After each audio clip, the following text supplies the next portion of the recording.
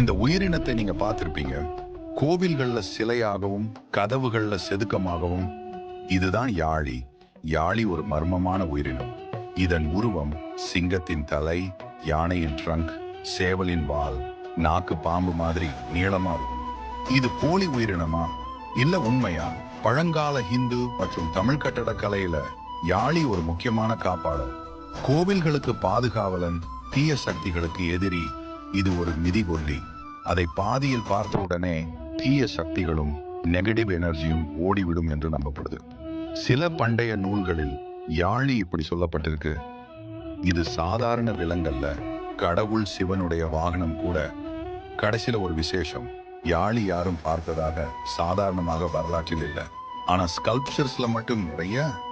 So இது இமேஜினேஷனா இல்ல ancient bio இன்ஜினியரிங்கா? நீங்க என்ன நினைக்கிறீங்க? யாழி உண்மையா இல்ல ஒரு புராண கற்பனை? கமெண்ட்ல சொல்லுங்க.